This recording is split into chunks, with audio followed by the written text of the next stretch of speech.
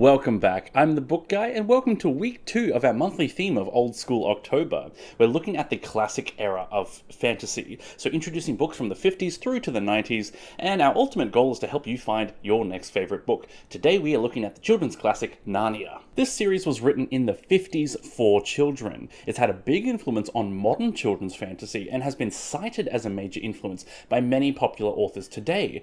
But has it aged well? Or do we need to kind of tear down our statues of C.S. Lewis? You've all got one. Check your garage. Many of us probably read Narnia as a child, and then reread it as an adult, or even thought back on it as an adult, and had a less enthusiastic reaction. It's certainly been my experience. I have 2 questions for you today. Do you want to read Narnia? And how should you read Narnia? As a young child filled with wonder, or an adult filled with cynicism and despair? So I'm going to make this video to match that a little bit. The first half is going to be very optimistic and focus on the strengths of the series, and the second half is going to be a little bit more cynical and focus on some of the series' flaws. So let's step through that wardrobe into the realm of eternal winter, and see if you want to journey with me back into the realm of Narnia. 4 siblings are playing an innocent game of hide and seek when the youngest, Lucy, hides in a wardrobe and falls back into a magical world of Narnia and meets a lovely fawn. Yet this world is under the curse of an evil witch, and only the great lion can save it again. Throughout the series, Narnia calls to many children from our world, always at a time of great need when a mighty evil has arisen, and only those true and noble of heart can vanquish it again. And always there is a lion. So Narnia definitely took a few ideas from Alice in Wonderland. The idea of stepping into or falling into another world through a portal. It's always appealed to the inner child within us all. Also, Narnia and Alice were both written by a guy called Lewis. Narnia is filled with all of the magical creatures, and that's half the delight of the series. There's talking, charming animals, there are fawns, centaurs, minotaurs, griffin, Pegasus, and unicorns. It's a magical place. It's exactly the kind of world you'd want to fall into as a child. There's a ton of magic, yet the magic comes from the land itself, or from Aslan. So there's no magic school for kids, and the kids who step through don't suddenly become magical. There's just enough magic to explain all the weird plots. A wizard did it. I see, alright. The real joy of Narnia is the beauty and the wonder of the world itself. It's definitely designed for kids because everything is new and exciting. There's no real brutality or darkness here. The villains are scary, but only just scary enough to not actually be that scary. Plus, there's something wonderful about reading a very childlike story as an adult. If you can kind of switch off the critic in your brain and sit back and relax a little bit, it really does help you reconnect with your inner child and find that sense of wonder. There's no bills and responsibilities, there's just something so magical and pure. Of course, Narnia can be hard to read as an adult, but we'll discuss that later. We're still being optimistic for now.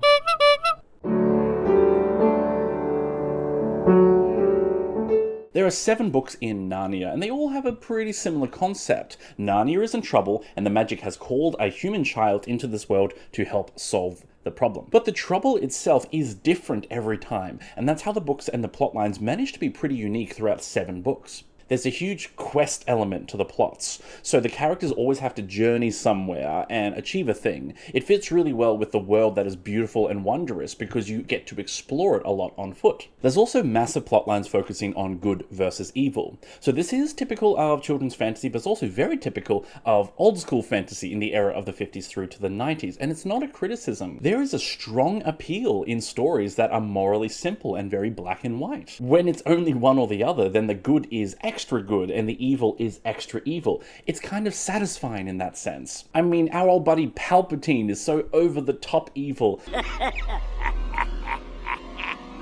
and we just love him for it. The guy has no subtext. It's okay to enjoy these types of stories as a form of escapism. Other plotlines focus on the passing of time. So this might be a little bit of a spoiler for a series that is like 70 years old, but spoiler, Earth and Narnia run on different times. So throughout the series, I think about 9 years pass for Earth and about 2,500 years pass for Narnia. So many of the plotlines focus on how Narnia has changed since the previous book. Some of these changes are quite melancholy, but a lot of them are very interesting. The final and most significant plotline is always around finding Aslan, the lion. So Aslan is powerful enough to solve just about every problem immediately, but he's never around. Many of these quests are about going looking for him. It's almost like Dragon Ball Z, where the Pevensey children are basically like the Z Warriors, where their entire job is to hold off the bad guys long enough for Goku to arrive. Aslan is the same thing. Oops, I got cynical too early. There are 2 books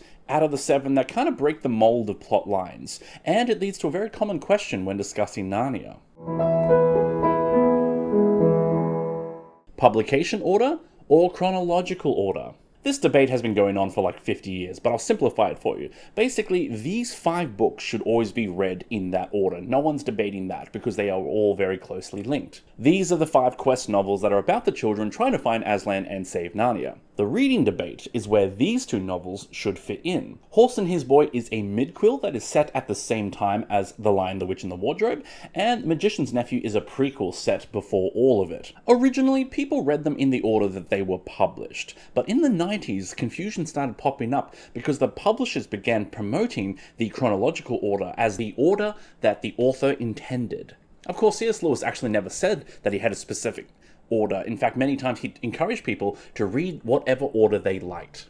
And honestly, I don't think it really matters where you read those 2 books. I've read the series twice, once chronological and once in publication order, and I don't think it really changes anything, but I wholeheartedly recommend starting with The Lion, the Witch and the Wardrobe. It's by far the best starting point, and probably the best of the whole series. So from there you can read these other 2 in literally any order you really like. So all of our protagonists are children from Earth. So we have the 4 Pevensey children at the start. That's Peter and Susan, Edmund and Lucy. Later on we have their cousin Eustace and his school friend Jill. And in the prequel we have Diggory and his friend Polly. Now I'm gonna be honest here, the kids are all the same. Either they are nice kids who act like all kids should, or they're an idiot who needs to learn a lesson and then becomes a nice kid. I want 2 kids. That's a rule. But that rule is negotiable if the kid's a d***. It's really that straightforward. I know, some people get really passionate about which of the kids are their favorite or which one they relate to the most, but I can't help but think that they're all basically identical. Now, it's fully okay to have one-dimensional lead characters. They're very easy to like, very easy to cheer for, and easy for you to step into their role. You'll find that most children's protagonists in books are more or less identical. Wow, we're identical. The real main character is Aslan, partially because he's the only character in every book, but he's also on every cover. Legit, Aslan is just the ultimate dude. He just shows up and kicks butt and wins straight away, and it kind of makes you wonder why he wasn't on the front lines in the first place. Why was she up there all this time? They have this reoccurring line, he's not a tame lion, to justify why he's never there in the plot when you actually need him. It's like the transporter in Star Trek. It works until it doesn't, for plot reasons. There's a bunch of lovable Narnians in every book, and honestly, they are the best characters in the series. The token Narnian, like the Beavers, Professor Tumnus from the X-Fawns, Reapy Cheap, and more. These characters are the real delight. So, proper character work, a variety of personalities and behaviors, they're whimsy and fun. Unfortunately, every time you like one of them, they've disappeared by the next book because of the time jump. That's not cool, man. And finally, we have the crazy evil baddies. So Narnia has villains that are all crazy intense and over the top, and just kind of super evil. And it's pretty fun. So the evil witch Jadis is basically Satan with ice powers instead of fire powers. Maximum firepower. King Miraz is straight out of Game of Thrones and has no idea how he got into a children's book. The Queen of the Underland is like Jafar, so sort of ludicrously evil. And it's just a fun story where the villains are scary but not too scary. Alright. this is where we start getting a little bit cynical and grumpy. So here's the thing. Many people think they could be the next biggest children's author. How many of us have an Auntie Elizabeth or an Aunt Karen who all thinks that they could write the next children's bestseller? Or if you ever tell people you're a writer, they'll immediately be like, oh, you should write for children. Apparently that's a trigger for me. Yeah. But writing for kids is surprisingly tricky. You have to speak their language without talking down to them. You have to tell stories they want to hear, not stories you think they should hear. And kids are pretty smart. They know when you're being condescending. That's when you talk down to people, like they're dum-dums. Some children's authors try to tell children what they should believe or teach them a lesson. And children, really, they should be reading books because they're fun. Remember, a book doesn't have to be educational in order to teach you something. Reading fiction has been proven to improve language skills, creativity, and empathy. All things that are crucial to a child's development. A good rule of thumb for writing children's fiction is entertain first, educate second. So how does C.S. Lewis go at that? It's a mixed bag. I'm going to have to measure this section a little bit more by my own impressions of it, so it's going to be a little bit more biased than I normally like to be. I do feel that Narnia successfully speaks to kids in an appropriate, non-condescending way, and I think it tells the stories that kids actually like. Narnia is also frequently praised for letting children be competent. These are kids who get to lead the story, they're not supporting or side characters, and they don't need an adult to save them. It's actually a very powerful example of giving children their own autonomy. All of these are very good things. But Narnia also pushes pretty hard on what lessons it wants the children to learn. In fact, the further into the series you go, the harder it pushes.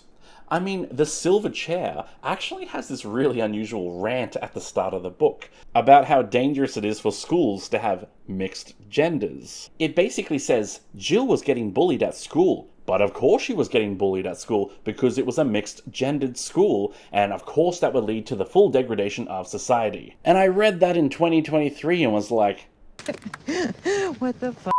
The series does moralize pretty hard. It's why I like the first novel, The Lion, the Witch and the Wardrobe, because the morals are self-evident in the story. You clearly have themes of betrayal, redemption, and forgiveness.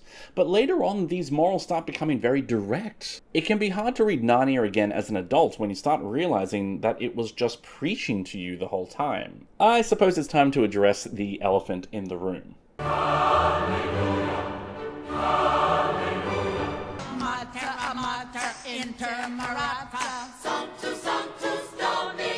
Yep, I don't know how to break this all to you for the very first time, but yeah, Narnia is filled with Christian messages. I know, shocking, but true.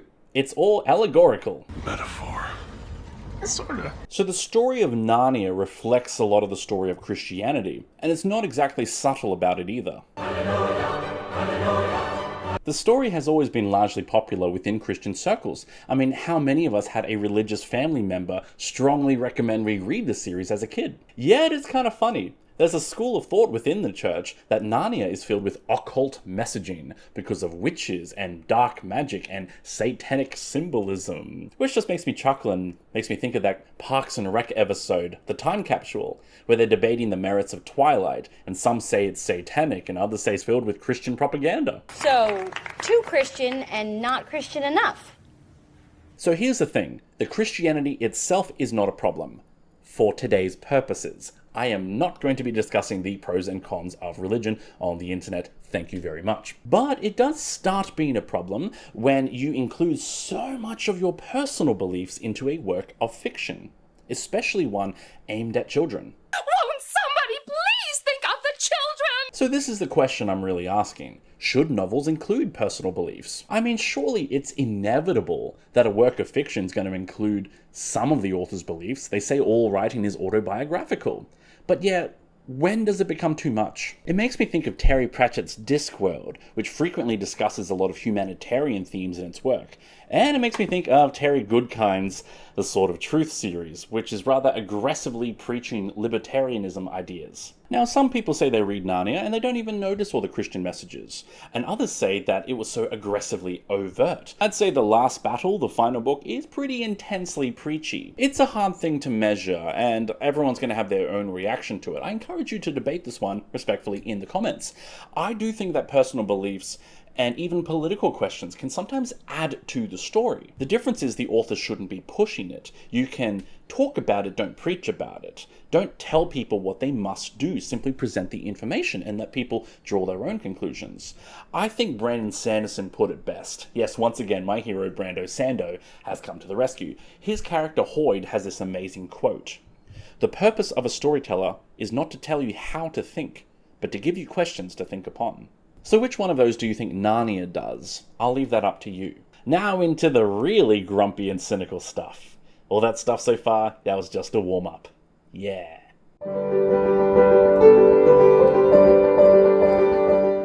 Alright, so Narnia has been the subject of debate among academics for several decades. There are multiple accusations of Narnia, including harmful stereotypes around race and gender.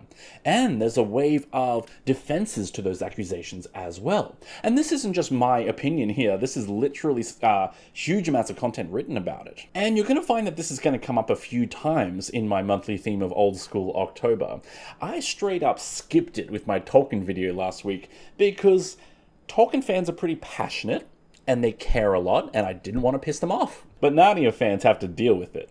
It's a simple fact that humanity has progressed a lot in the last few decades to be more inclusive, and we're becoming more aware of the harm caused by stereotyping. We haven't fixed stereotyping, but we're aware of the problem now. So let's look at what Narnia did. So first, here be gender roles. The boys fight in battle and the women stand to the side and watch. The boys get swords for presents and the women get healing potions. Now some fans of Lewis will defend this and actually say that he successfully did include a boy and girl in every single book, and the girls were always included just as much in the plot and in the decision making as the boys. In fact, many fans like this series for that reason. Yet a major criticism is Susan. So this will be a bit of a spoiler for the final book. But if you didn't know, Susan has a change of heart in the final book and stops believing in Narnia altogether. There's even a direct quote that says she cares a lot more about nylons and lipstick and invitations. The author Philip Pullman, who wrote the Northern Lights trilogy, he said that Lewis here was punishing Susan for growing up and becoming sexual, as if women's sexuality was an automatic sin. The author Neil Gaiman wrote a short story called The Problem with Susan, about an old woman who's very strongly implied to be Susan. The story is ultimately a critique of how Lewis treated Susan in the final pages. Moving on, the world of Narnia has really only two nations, Narnia in the north, and to the south is Calaman.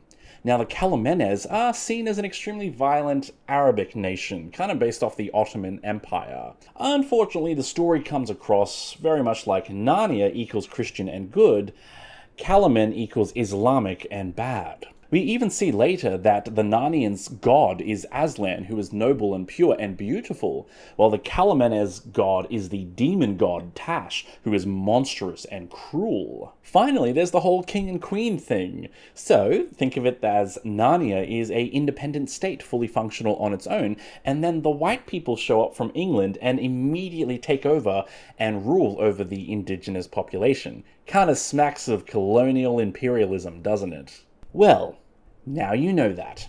What you do with that information is up to you.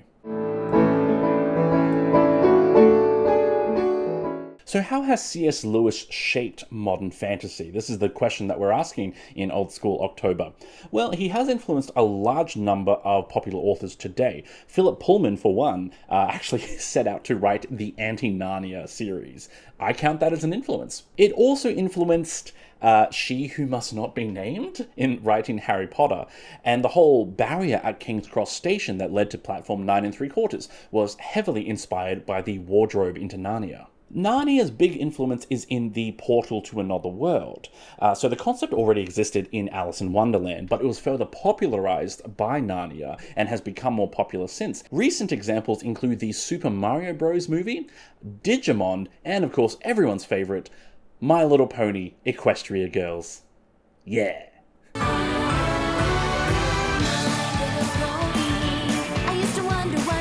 I also think we can credit Lewis with having children in lead roles, not just children as side or supporting characters. Narnia proves that kids can make major decisions and show great character on their own.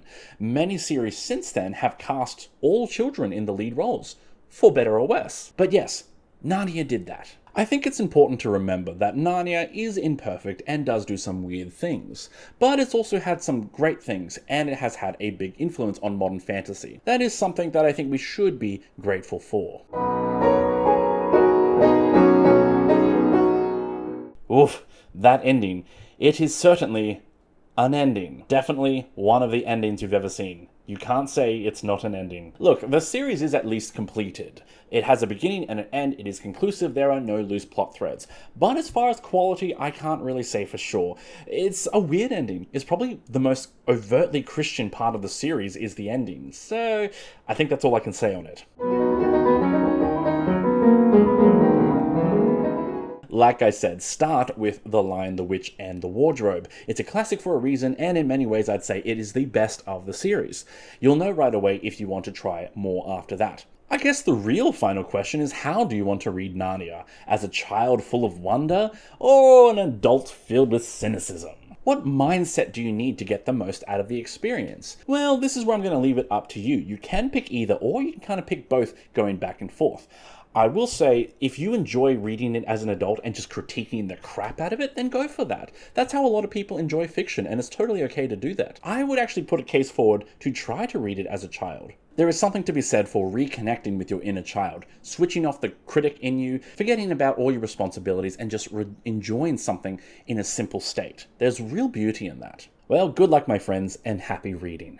Alright, so that was my intro into Narnia, 2 down, 2 to go through Old School October. We're continuing our theme next week with Raymond E. Feist and all 30 books in the Rift War cycle. This is actually a series I grew up reading, and also one I kind of outgrew by the end of it. So I am pretty interested to go back and reminisce and have a good chat about it. Hope you'll join me for that. And after that, we are finishing the month on the Chronicles of Amber. At this point, I've read 6 out of those 10 books, so I better get a move on. If you want to support the work I'm doing, please subscribe or share a video. You can also check out our shop, Rainbow Space Unicorn, and purchase something if you want to help my wife and I survive in this capitalist hellscape. Yay. And make sure you tune in next week for my next video. Meanwhile, thank you all so much for joining me. I really do appreciate it. I love you all, and I love having this little community of BookTube. Now go out and enjoy a good book today. Bye.